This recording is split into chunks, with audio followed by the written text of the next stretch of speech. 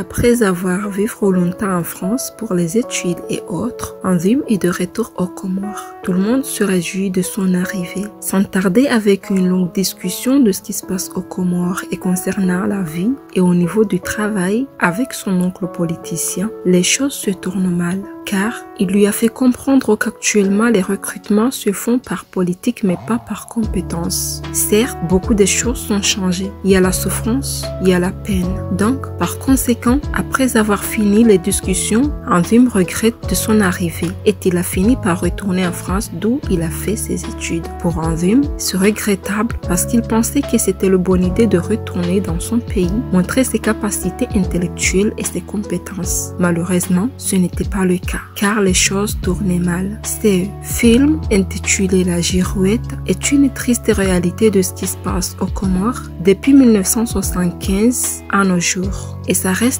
toujours en actualité dans le cadre politique et la vie du peuple. Que Dieu bénisse les Comores.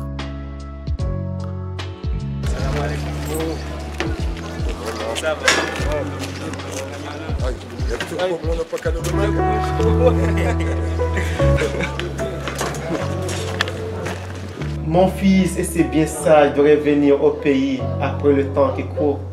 Il fallait bien revenir un jour, papa. À présent, dans cette maison, une nouvelle lumière va éclairer dans notre vie. Avec l'aide de Dieu, maman, n'ayez pas peur, c'est notre pays. Tu viens d'arriver parmi nous, tu es né dans cette famille Nyatengweni. Donc tu es associable, instruit, élégant, dynamique et notable.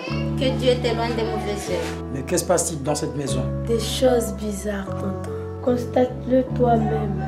Qu'est-ce que tu as vu? Je suis malade, je veux retourner en France. J'ai peur. J'ai peur de ce peuple passif face aux autorités qui s'enrichissent à outrance au point de faire pâlir Dieu et ses apôtres. Oui, j'ai peur de mon peuple qui s'enfonce davantage et de jour en jour dans une misère qui provoque le ricanement de Satan. J'ai peur de ce système établi sur la vol, le favoritisme et la corruption à un plan de haut niveau. Tonton, j'ai grande peur de ces petits arrivistes, des cadres qui se posent des pots de bananes et qui se font des crocs en jambes. Mon Dieu, mais il délire. Il a le paludisme. Mais nous avons rendez-vous aujourd'hui avec le président. Parlez-moi de mes camarades de promotion. Tes camarades ont été vite fait honibani, arrêtés et jetés en prison. Heureusement, certains ont réuni à prendre la